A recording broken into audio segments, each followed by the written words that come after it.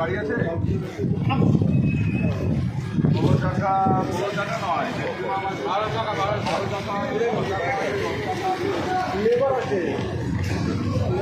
গাড়ি অলরেডি তুই দুটো গাড়ি নিয়ে আয়, দুটো গাড়ি 1 নম্বর গেটের কাছে নিয়ে আয়।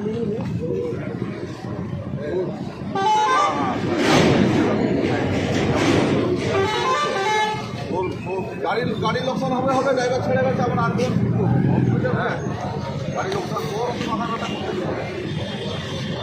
আমাদের অর্ডারটা কেটে দিল।